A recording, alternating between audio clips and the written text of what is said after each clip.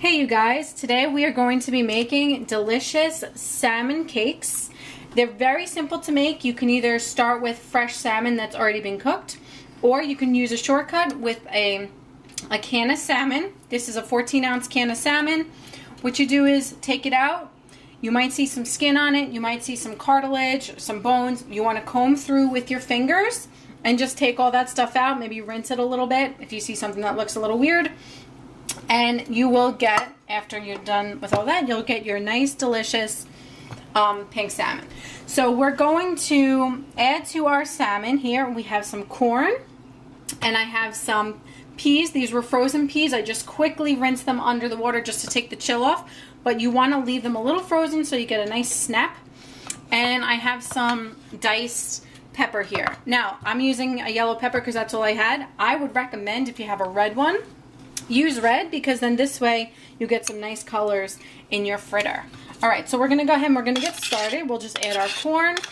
We're using a lot of corn because our family really likes corn.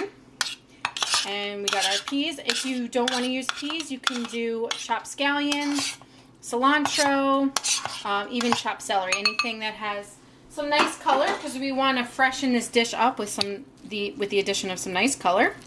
So we'll get that moving along. This is great as an appetizer or as a main course. To this mixture, we are going to add 1 egg. And just give that a little quick beat before we toss him in with his friends. In he goes. Okay, and now we're going to get this nice and mixed very well. We want to incorporate all those ingredients in, and like I said, the red pepper would look so nice in here. Alright, and now we want to add some breadcrumbs. I'm using a traditional Italian breadcrumb. You can use a panko breadcrumb. You want something that's going to kind of bind it a little bit. So we are using a breadcrumb base for our fritters. Sometimes you'll see almost like a beer batter base. We are using a breadcrumb base. Okay. But people have done kind of almost like a beer batter or a pancake batter to hold these together. I'm going to add a little bit more breadcrumb. Get that all in there. Mix that really well. And I'm also going to be adding a nice generous portion of Old Bay seasoning. This just amplifies that delicious seafood flavor that we're going for. So we are adding that in. What I'm going to do is just transfer this to a little bigger bowl just so I can get a little bit more of a good mix on it. Like I said, any ingredients that you have in your fridge that you want to add, like cilantro, scallions, go for it, you guys. Go for it.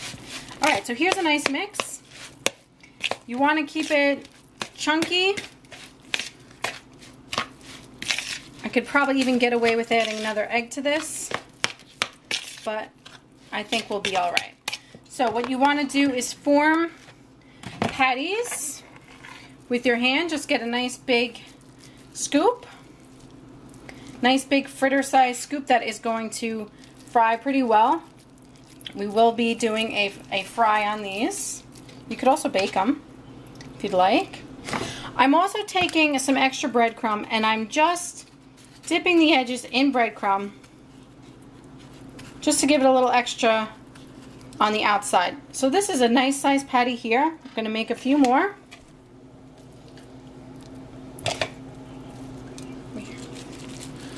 Make a couple more so we can get everybody in the fryer together. You don't want these to be like meatballs. You want them to be a little bit flat on both sides. This would make a nice sandwich or burger as well. And let me just make one more here. You guys can see.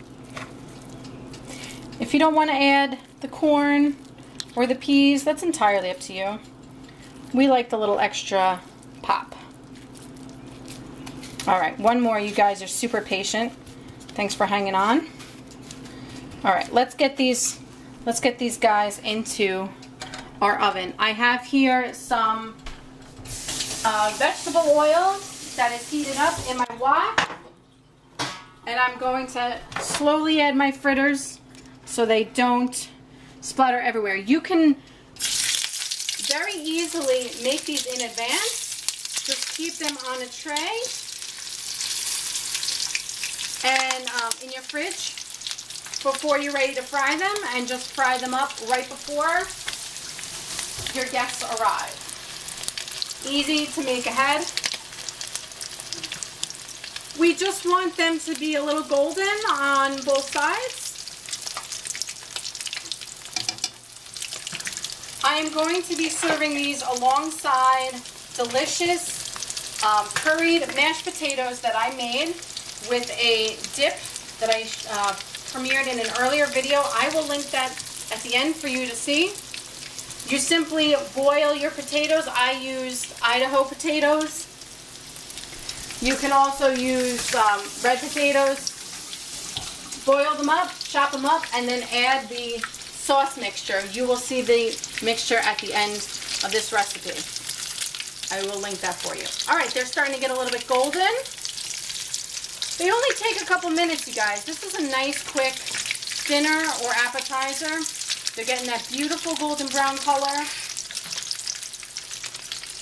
They look delicious. That little bit of extra breadcrumb on the outside just gets nice and crisp. Let me know if you've tried this recipe. I'd love to hear from you. I love reading your comments. All right, guys, they're looking great. So what you want to have handy is a paper towel so that you can drain them when they come off. You want to make sure that they are golden on both sides. They are getting there, you guys. Whoa, yikes. Whoa. Be very careful around the hot oil, obviously. You might get little splatters like that. So here we go. I'm going to just take this guy, pop him on my paper towel to drain. That beautiful golden color. Take a look, you guys. This looks delicious, just as it is. And I'm going to serve it, as promised, with these delicious curried potatoes and a little bit of broccoli. And just look how fabulous this looks. Absolutely delicious.